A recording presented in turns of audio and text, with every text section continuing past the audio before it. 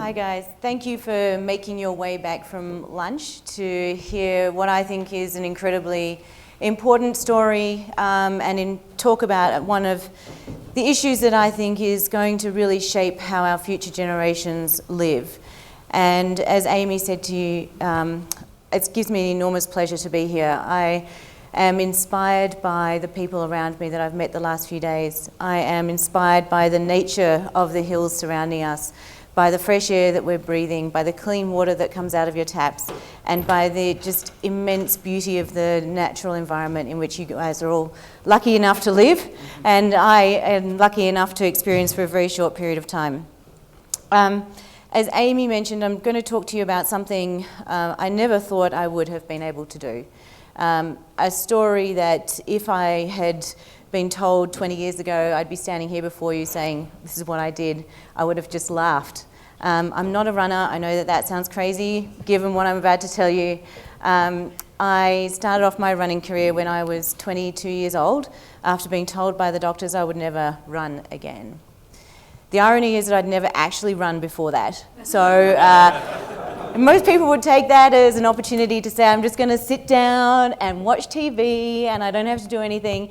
But instead I took that as a bit of a red rag, and it's been kind of the story of my life. When someone says that something is impossible, I say, why? Why can't we make something that's impossible possible? Why can't we achieve things that nature says, that humanity says, that people say are not available to us, are not possible? So I have done just that, and I look sometimes, as I was actually putting this presentation together, I was looking at the slides going, I can't actually believe I really did that thing, and it just still seems to me to be something impossible. But nonetheless, I did. So I'm going to tell you a bit about it today, and I'm going to tell you why I did it. But first, this is what we did. The growing shortage of drinkable water is causing problems around the world. China is drying up. Water is running out. This is Sao Paulo's main water reservoir. The reservoirs in the region are drying up. It's a crisis few would expect in 21st century America. Going from bad to worse. Most people don't know that we're going to run out of water, usable water. And the World Economic Forum has rated water the #1 risk to global society. But to bring awareness to this for the rest of the world, you're going to run the equivalent of 40 marathons, 7 deserts, 7 continents in just 7 weeks to raise awareness. Water crisis. That's despite being once told she'd never run again after breaking her back. She'll run across 7 deserts on 7 continents in just 7 weeks. So, starting on the 1st of February of this year, I ran. And I ran across the Tabernas Desert in Spain, and I ran across the Arabian Desert in Jordan. I ran across the Antarctic Desert in Antarctica. I ran across the Simpson Desert in Australia. I ran across the deserts in South Africa, in South America, and in North America. I did it all in 7 weeks. 40 marathons, 1,688 kilometres, in your guys' language, over 1,000 miles. And I ran the whole way.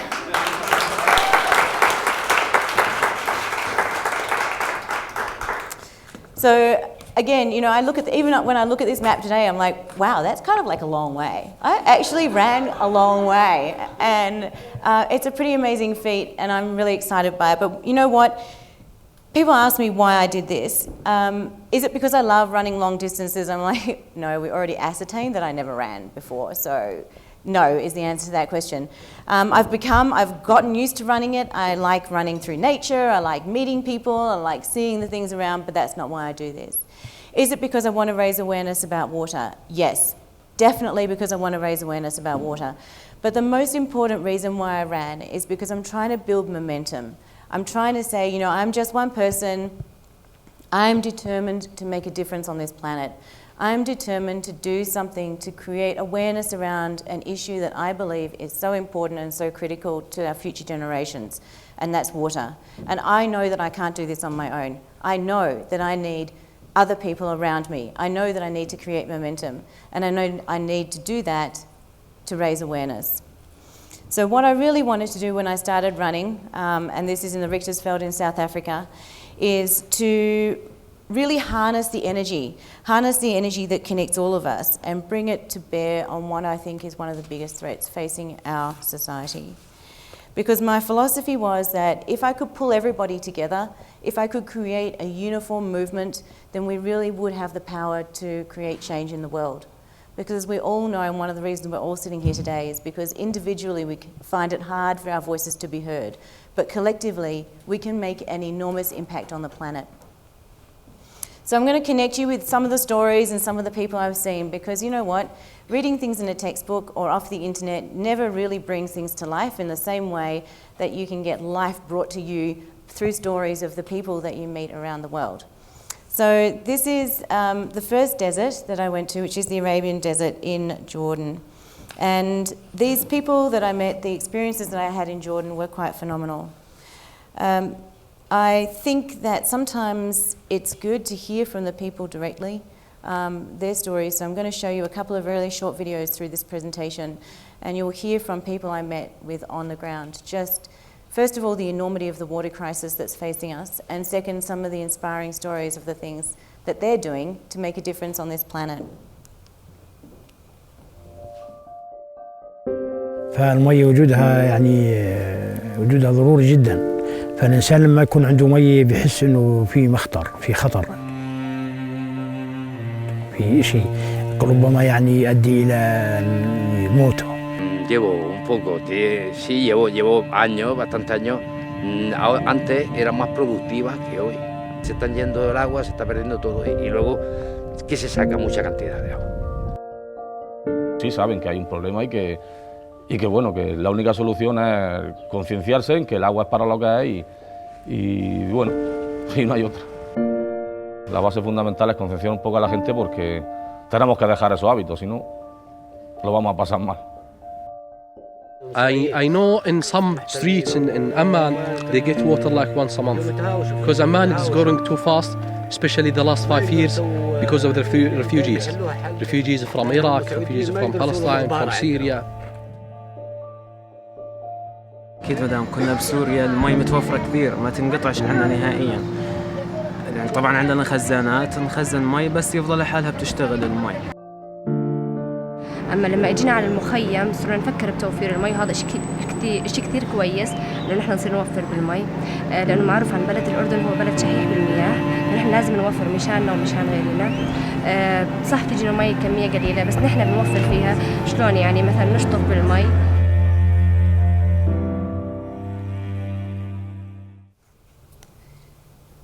It was with great trepidation that I started this journey.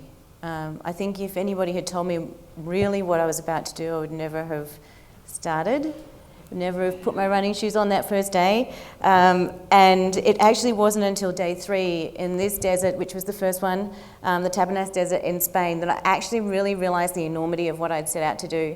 And we'd run about halfway on that day, so it was about the 22, 23 kilometre mark. And one of the guys came up to me and he said, "Oh, you know you've just broken 100 kilometres." And he said, "And by the way, you've still got, another 1,588 to go." I went, awesome. And at that point, I realised that every day I was going to try and run the equivalent of the gap that is forecast to exist between the demand and supply for water by 2030. So by 2030, experts predict there's going to be a 40% greater demand for water than the supply of water available. And I had embarked on this journey to run 40 marathons to symbolise that number. And I had embarked on this journey to run at least 40 kilometres every single day to symbolise again that number. And on that day 3, when I was at the 100 kilometre mark, 1,588 kilometres still left to run, I thought to myself, wow, 40 is like a really big number. It was dirty, it was sandy, it was dusty, it was hilly, it was all the things that ultra-distance runners tell you you don't want to run in. And put on top of all of that, because of all the stress leading up to this, I was sick as a dog. So I was coughing and I was spluttering and everybody was worried about my lungs and I was worried about my lungs, and all I was doing was sitting there going, what on earth am I doing in this desert in the middle of nowhere? And then on day 3, towards the end of the day when I was struggling, we ran through this town called Rioja in Spain. And Rioja is a very small village, and as we were running through, we ran through this valley, basically, which has got an old riverbed at the bottom. Of course, not much water in the riverbed. And a farmer came out and he gave me an orange. And that orange was bright and orange and juicy, and it was one of the sweetest, tastiest oranges I had ever seen. And the guy who was showing us around Spain and who was our guide, our local guide to the area, came up to me and said, you know, Mina, there's a story behind these oranges. These oranges are sold by weight. So the farmers are heavily incentivized to make these oranges weigh as much as they possibly can. So what they do is they overwater their crops, and they try to pump these oranges so full of water that they weigh heavier. And I sat there and I said, wow, that's kind of a scary thing. That means that these farmers are heavily incentivized to waste water, to push as much water in, even more water than the oranges need. And he said, yes, that's exactly right. And that is one of the reasons why we have such a major water problem in this part of the planet. And he said, and the other sad part is when you go to the supermarket in the Western countries and you buy your oranges from this part of Spain, and you look at them and you think, wow, a huge amount of these have been discarded along the way. And every time you put a piece of one of those oranges in the bin, you think about just how much water went into producing them.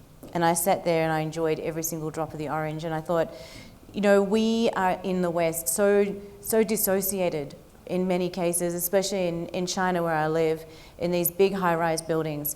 We don't really think where our food came from. And actually this is a theme that you'll see came up a couple of times as I ran through these deserts.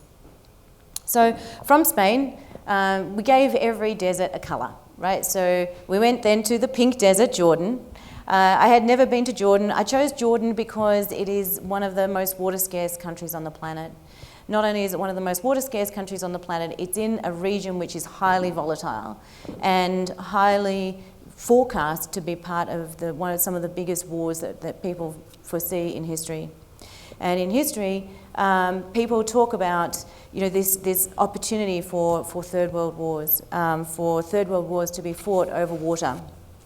And I think that in Jordan was the first time I really understood what that meant.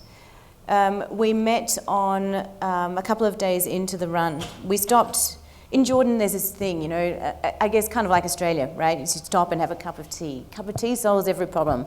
So when things started to get tough, Yusuf, who you'll see in a minute, came up to me and said, Mina, I think we need a cup of tea. I'm like, Yusuf, it's all good, I'm good. He goes, no, we need a cup of tea. We're all going to sit down and have a cup of tea. So we'd go and find a Bedouin community like these guys, and we'd sit and talk to the Bedouins. And on this day when we were talking to the Bedouins said, I said, where are you from? You know, in China, first thing you always ask people is, Nijafan lama, have you eaten yet? And the second question is, where are you from? Like, where's your hometown? So of course I meet these guys, I'm like, Nijafan, have you eaten yet? Yes, we've eaten. And where's your hometown? They said, actually, we're from Saudi Arabia. I said, but you're in Jordan. Yes, we live in Jordan now. Well, I said, right, doesn't really seem make sense. Did you move? No.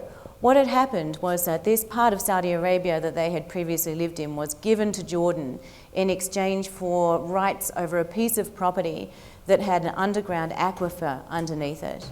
And there was such desperation for access to water that there had been a trade for coastline for underground aquifer supply. And I guess, you know, that was really a sign to me of the reality of living in an extremely water-scarce environment. We'd had several days where we hadn't been able to pick up water.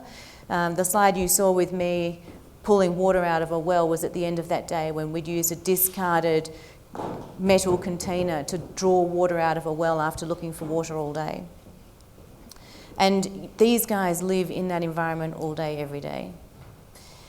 And Yusuf, who's the man I just mentioned to you. Yusuf is a funny guy, he speaks fluent English, he's a guide in this area, and he is extremely familiar with a lot of the issues around Jordan. And I want to read to you something that Yusuf said to me, which had an enormous impact on how I really saw the rest of my journey panning out. Yusuf said, we do not have enough water to properly supply our own population, and now we have over 500,000 refugees from Syria. We have to provide for them as well. The question is not, will the water run out in Jordan? The question is when. Perhaps it will be in my lifetime. Definitely it will be in my children's lifetime. We will have to move from where we live, and eventually all Jordanians will become water refugees in other countries. I fear that World War III will not be because of terrorism or oil, but it will be because of water.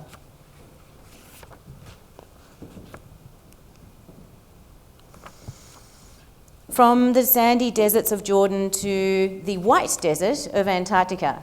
I had never been to Antarctica before. I don't know how many of you have ever been. It's kind of a strange question. Never thought again I would be standing up here and going, yeah, when I was in Antarctica. But when I was in Antarctica, so we landed, and this is actually a picture of me running at about 3 in the morning. It's a weird thing in Antarctica. The sun doesn't really set. So you have these 24-hour days, which was great for me because it meant that we could catch up on some miles and run basically all day and all night. And as you can see, I'm running into, well, in this case, away from the sun that's supposedly setting in the distance, but actually also coming up at the same time. Antarctica was an interesting thing for me because Antarctica is the biggest desert on the planet. Most people will say to me, why did you run Antarctica? There's lots of snow and lots of ice and lots of water. And it was weird to have gone from a place where I'd just met with Yusuf talking about there's no water, there's no water for us either now or in the future, and here was I running on literally gallons and gallons of fresh water underneath my feet. It was cold, it was incredibly windy, and it was a very, very dry environment. There were a lot of challenges, as you can imagine, about running in Antarctica. This is me trying to run in a whiteout, which is literally, you guys live in a place where you have snow. I come from Australia. There's like no snow really in Australia, not like your snow. We have kangaroos, we have koalas, but not snow. And so running in snow was an extremely novel situation for me. And for those of you that have done it, I don't know if you have the same situation here, but the light in Antarctica is really weird. So when you're running on the snow, you can't tell the difference in depth. So you're constantly running, not knowing whether you're putting your foot down, here or over the edge. And you'd never know what condition the ice is that you're going to land on, because in the summer months you have a crust on the top and you often have a big gap of space underneath, and you can have enormous gaps of space underneath that you can fall into. So every day when we went out running, we had to go out with a stick and put the stick down in the places that I was going to run to make sure that I wasn't going to fall into the abyss, literally. It wouldn't have been much fun. Antarctica is a pretty amazing place. Despite my water bottles freezing and thin ice and whiteouts and really incredible environment, it was inspiring, it was lonely, it was equal parts information gathering as well as it was about just reflecting about life, civilization and humanity. It's really the only place on the planet that I went to that I could hear the sound of my own heartbeat. It was quiet, it was silent. There was nothing living there except lichen on the rocks. And in spite of all of that, there's a huge amount of research being done. So I was lucky enough to be the guest of the Australian government who had supported me to go down there and to learn more about the research that they're doing. They taught me that climate change and water are inextricably linked. They showed me their models. They showed me how they collect data. They let me hold ice core samples in my hands, which I looked at and thought, I have 60,000 years worth of data right here. And this data is helping us to understand the future of weather patterns. And those future of weather patterns are helping farmers and others to adapt to the changing weather conditions and the changing climate. And I let off weather balloons like this one so that we could send up data collection mechanisms into the atmosphere and start to collect data about the changing weather patterns, again, to help us to provide data, modelling and more accurate models. And one of the really interesting things to me about Antarctica is that we think about data in terms of isolated communities collecting this, but in Antarctica, all the communities are working together. The Americans, the French, the Germans, the Chinese and the Australians, gathering and collecting data. So all the conversations that you're having here about climate change and the information that you know is coming from a huge amount of work that's been done down in the south part of the world. So I was freezing cold and got on the plane. Okay, so getting back from Antarctica is a feat in itself, as you can probably imagine. The plane that takes you back, the Australian government plane, has a thing called the dance floor, which is a big open area. So you actually get on the plane and you literally sit on the floor and you dress and undress. So they won't let you take off and they won't let you land until you're fully kitted up in your Antarctic gear. So you can imagine me wearing an big Antarctic jacket and a beanie and a hat, and pants, several layers of thermals, big boots, and I rock onto the plane like a big penguin. I can barely walk, and get off at the other end and I'm here.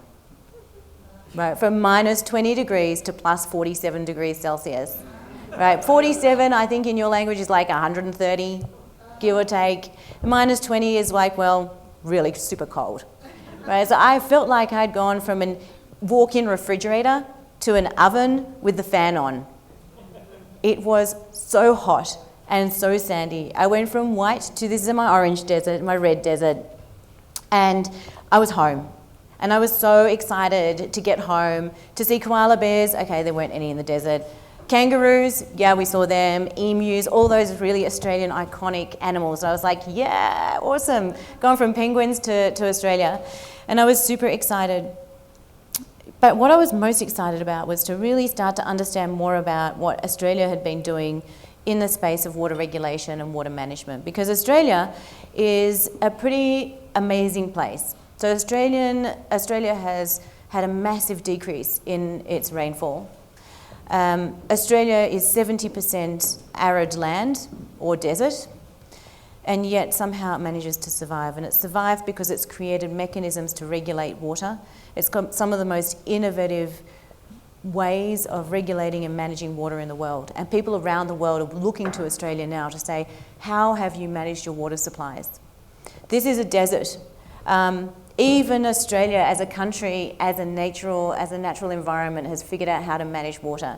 So you can see it's a desert, but there's still trees growing because under the desert, under the surface, are huge aquifers that run beneath, and the Aboriginals have figured out how to tap into and how to manage sustainably.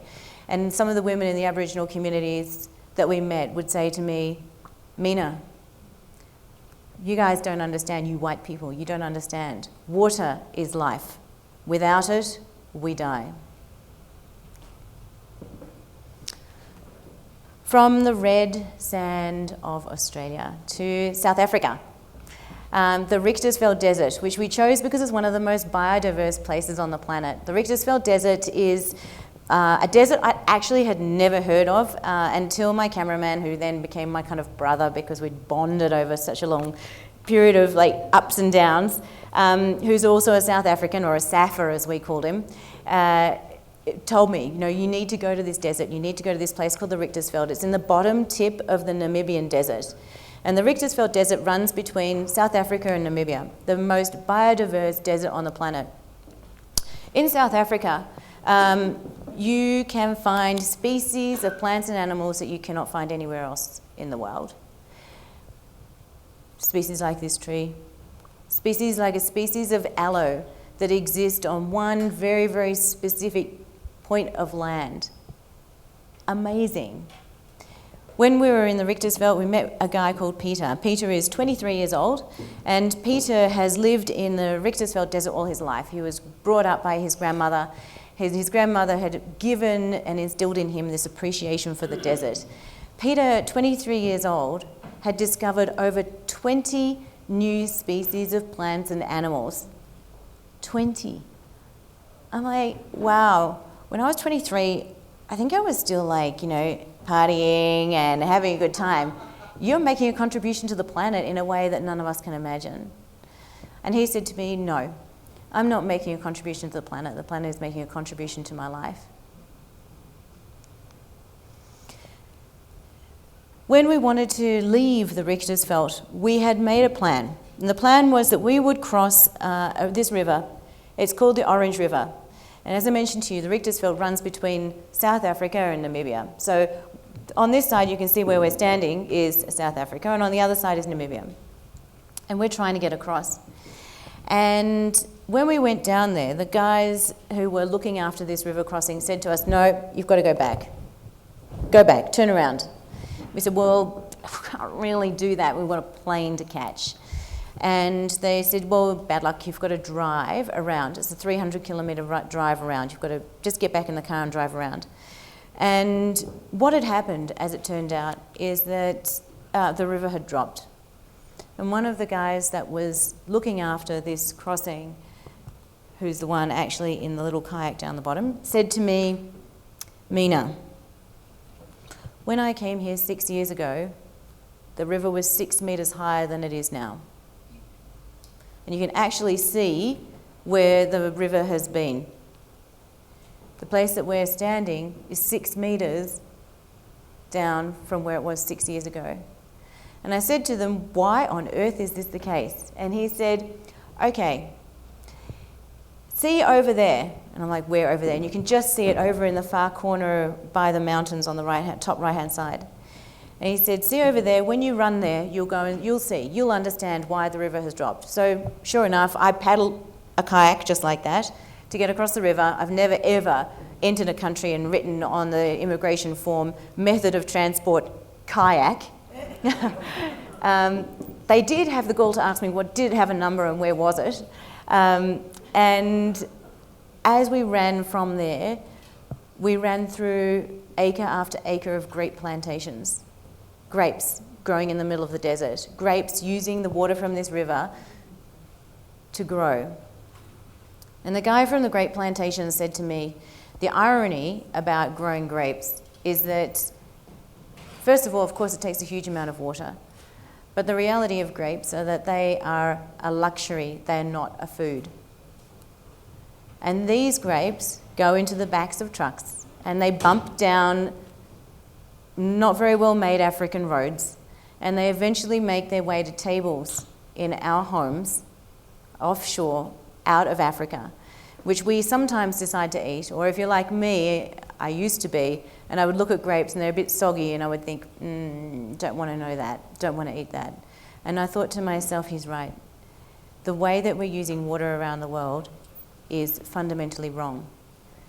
This experience completely revolutionised how I thought about what we were doing, and it completely changed my perspective on life, on my commitment to water. When I started out running, I thought, okay, I'm going to run, and on the 22nd of March, World Water Day, I'm going to go, you know what, Mina, that was a great thing to do, and now you can hang up your running shoes and just chill out. Those 5 a.m. morning runs, gone.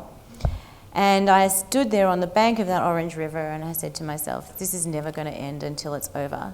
I am not going to stop doing this until we have enough water for everybody forever. This was a fundamental turning point in what we were doing.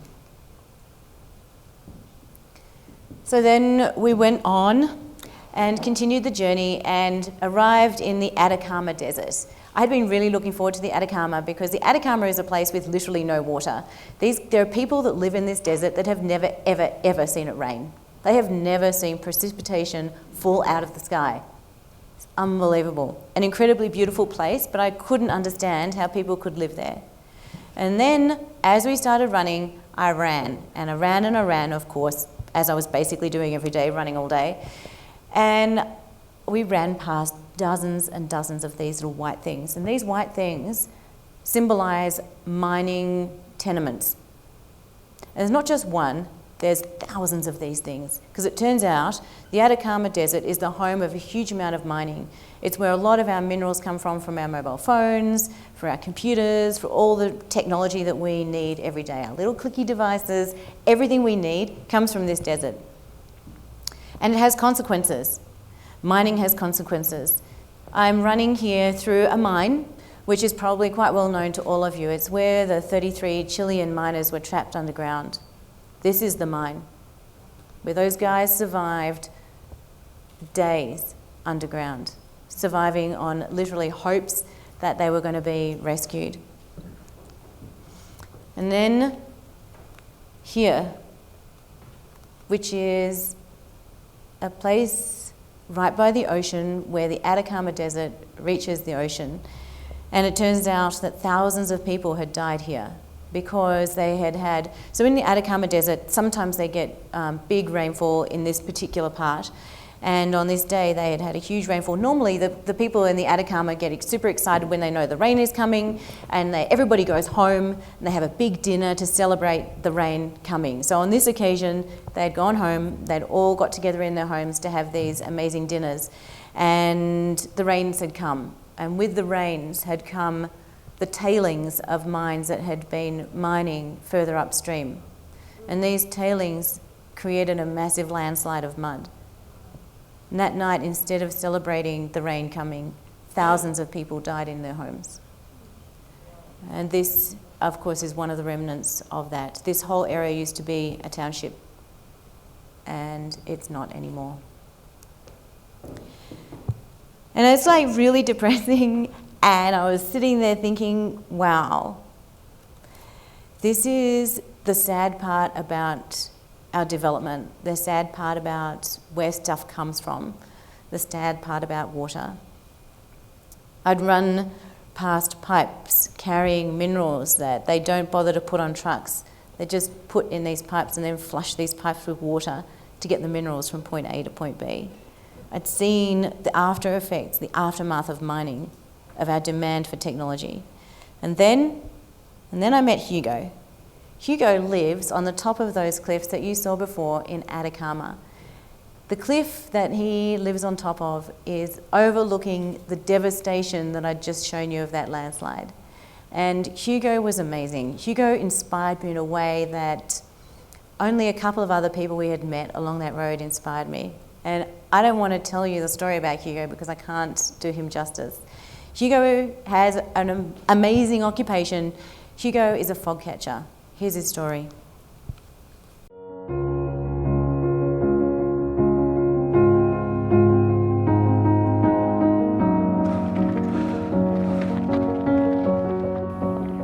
Entonces yo me retiré del mar y un día leyendo el Reader Dyer vi Los locos de las nubes, que en el 82 en el Tofo pusieron atrapanieblas en los cerros altos a 800 metros de altura allá en el Tofo.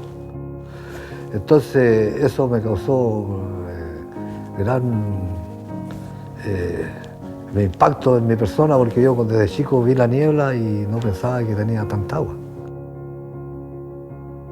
Entonces vine y puse en práctica esto acá en Falda Verde.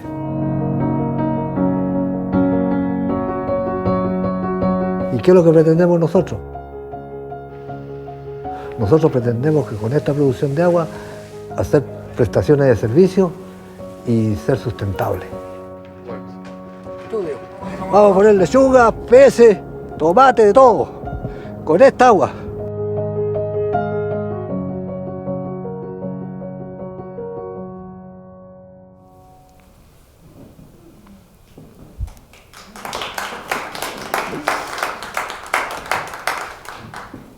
Whenever you think one person can't make a difference, think about Hugo.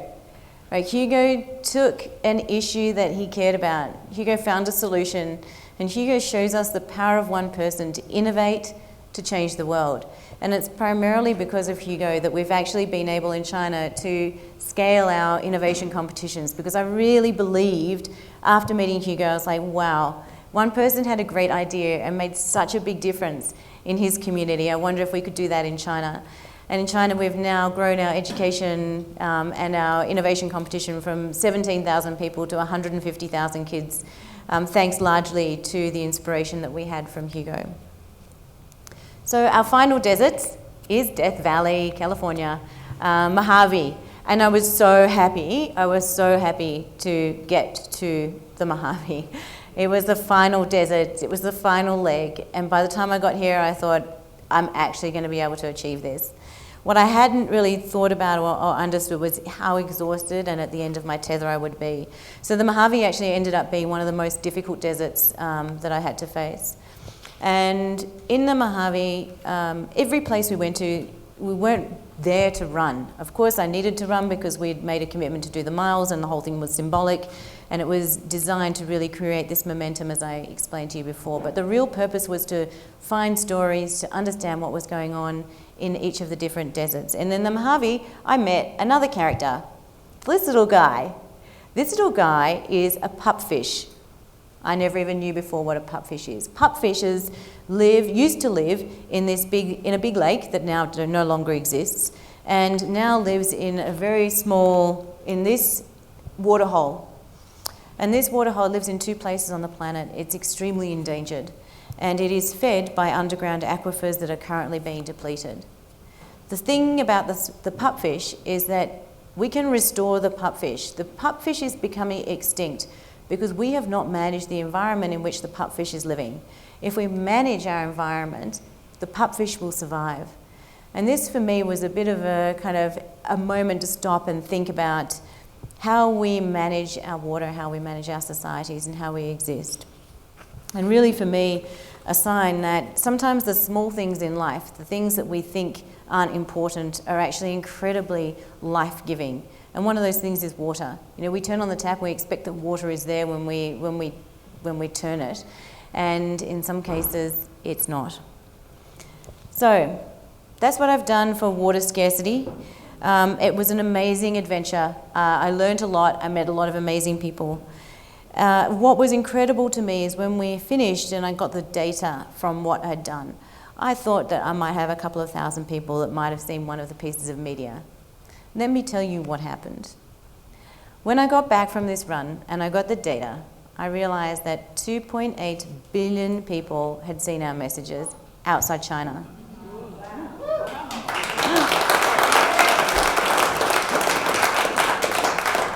And inside China, 3 billion people had seen the messages that we'd put out. So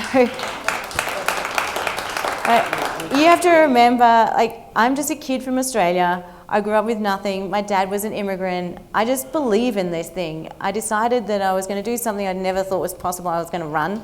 I don't know what possessed me, but I decided I was going to run.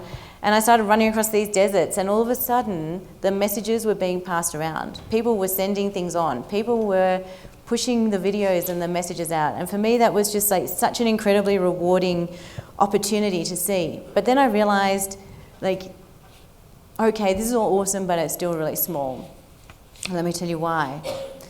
So the World Economic Forum rated water as the #1 risk to society, as a #1 risk to our society, not just now, but for the next 10 years. When I saw this data, I was like, right, how depressing. I just ran around the planet and we've still got a major problem. We turn on the taps, water comes out. We turn on our showers, water comes out. We turn on our hose, water comes out. We talked earlier about the overuse of water in your home state, in Idaho. We take water for granted. We're apathetic. But let me show you what's happening. So I told you before that in the next 14 years, there's going to be a 40% difference between demand and supply for water.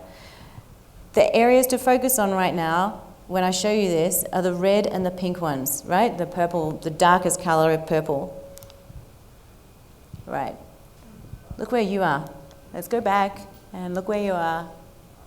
That's a pretty bad situation. For many of you, hopefully most of you in this room, we're still going to be alive then. Right? This is our lifetime. This is not talking about future generations, kids of kids, super grandkids. No, this is our lifetime and our generation. Experts predict 40% difference between demand and supply for water. 2 in 3 people won't have enough water to drink. Look to the people on either side of you. 2 in 3 of you will be thirsty. It's a bad situation. And then what happens? When we have water scarcity, fights happen. In Sao Paulo, they didn't have water for 4 days. This is a picture from Sao Paulo. In India right now, they're suffering from mass water problems. Trains don't take people, they take water.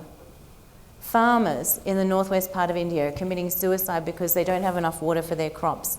They're desolate, dismal, and depressed. In fact, when I got back from my run, I got a plea from one of the farmers there that said, "Mina, please can you come and run through our area because we need people to understand that we're trying to grow sugar and we can't grow sugar because we have unfortunately overused our underground aquifers and no longer can get enough water for our crops. People are dying, people are committing suicide." We cannot continue to kick this problem down the road. We often think that, oh, it's a problem for tomorrow, it's a problem for next week, there are other things that are more important. refugees, climate change. These things are important, but water is an urgent problem because without water, we literally die. We cannot stop and say, next week, next year, next month, in 2025, we'll figure out the solution to this. Because every single day, that gap, right there on that slide, is going to get bigger. By 2030, we will have reached a point of no return. So we have two options. We can sit here and we can say in our lifetime, we will get to a point where we have not enough water, where the consequences are dire. Or we can say, actually, you know what, let's do something about it, because the solutions are actually not that challenging. A lot of this is behaviour change. And I don't know about you guys, but I don't want that future. I don't want a future where I'm struggling to find enough water, where my dreams aren't about what change can I make in the world, or where am I going to go to university, or where am I going to be, in the next 5 years, what's my career going to look like? It's about water. That's not a future I want. I want a future where there's enough water for everyone forever. So, I run marathons. I struggle through the sand and the snow and the dirt, through the cold and the heat, because I imagine a world where there's enough water, literally for everyone, for the rest of their lives. I want to create a world where we have a better tomorrow. I want to create a world where not just us, but our future generations can live and be happy and can achieve their dreams. Some people think that this is impossible. Some of you probably think that we need a massive overhaul of infrastructure. And I can stand here and tell you all the reasons why change is hard. Oh yes, it's money, it's jobs, it's infrastructure, it's all of those things. But the reality is that's actually not the case. All we need is a few changes from companies, from citizens, from people around the world, and we can make a difference on this planet. We need a few things to change. And the thing we most need to change is right here in this room, and it's us. Here's something I didn't know, and you probably don't know either.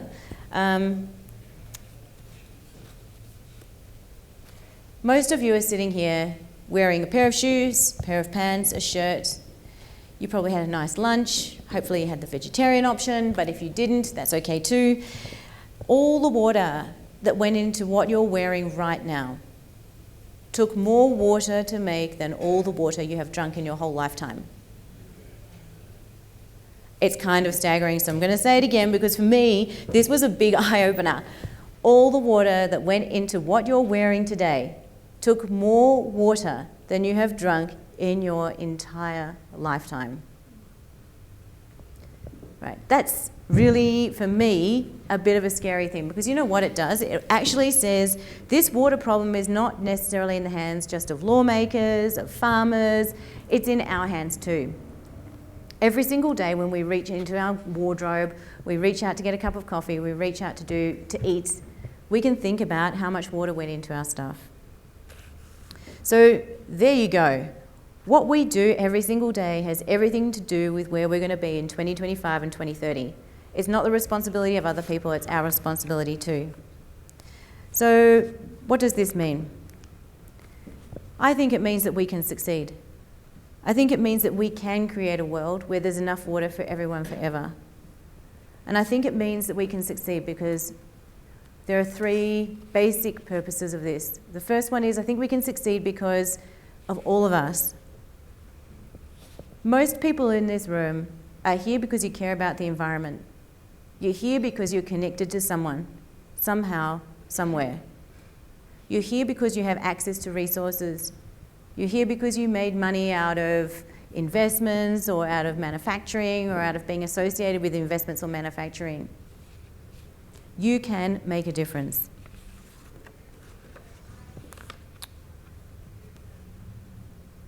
We're also going to succeed because ordinary people, people like these guys, this is my team, these are the guys that helped me get across the world. People like these are willing to give up and willing to do things above and beyond what is normal to make a change, to make a difference on the planet. people who give up their time and energy to help us build this campaign.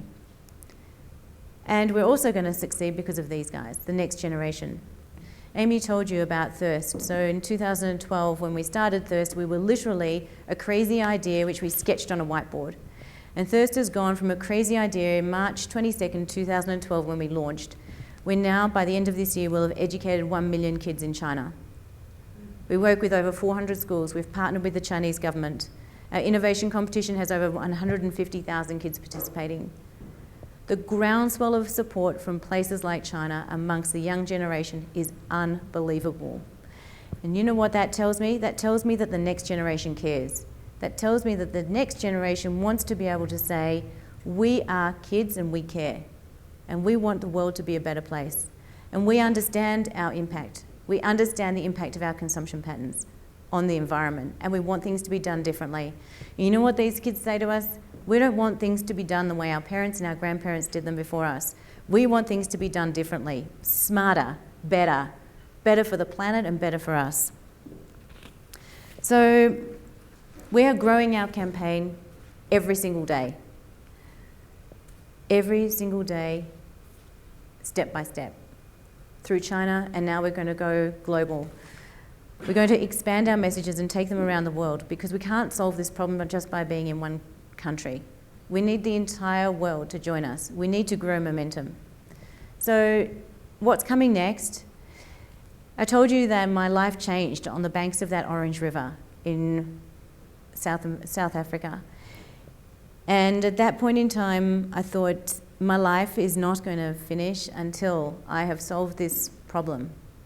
Fortunately for me, deathclock.com, didn't even know there was such a thing existed, tells me I've got actually quite a long time. So I've got time, I've got a lot of distance to run. And actually, I have decided that next year, in 2017, I'm going to run again. And this time, I'm going to run down rivers. I'm going to run down 6 rivers on 6 continents in 6 weeks, and I'm going to do it to raise awareness about the water crisis. And this time, I'm issuing a challenge. And the challenge I have is that I want 6 million people to come run at the same time as I'm running. CEOs, parents, kids, people, individuals. This is not about me anymore. This is about our planet, and this is about the entire community drawing together. I told you at the beginning of this that the whole purpose is momentum. The whole purpose is to say, if I drop myself in the big ocean that is our world, and I can create 1 or 2 ripples, and those ripples create other ripples, then together, just maybe we can change the world. Just maybe we can fundamentally shift this major, dire situation that we're facing. Maybe we can face extinction in the face. We can stare it in the eyes, and we can say we can make a difference. And I think that if we can start to create momentum around this issue, if we can start to pull young people together, old people, middle-aged people, CEOs, people who are in all walks of life, because there's one thing that most people can do, and it's put a pair of running shoes on or move forward in one direction or another. Yeah, don't kid myself that people will come and run a marathon. I don't care. The point is that we do something to save water, that every single day we all do one thing that makes a difference on this planet, that we together, we pull ourselves up and we say, we are not prepared for a future where there's not enough water. We want a future where there's enough water for everyone forever. And for me, my philosophy is that sometimes we can't take a leap, but we can take a step. And I think that if we take steps together, we'll finally realize that one drop is a lonesome. We can be one drop, but together, if we work together, we can realize that we are together an ocean of change, that every single drop, that every single one of us saves makes a difference. So I would encourage you all to think about water every time you turn on that tap, every time you go to the supermarket, every time you look at your clothes in the cupboard, and just understand what your water footprint is. And maybe, just maybe, you'll consider also coming out next year between February and March and coming for a run and hashtagging Run for Water, because all of us can make a difference when we work together and realise that every drop counts. Thank you.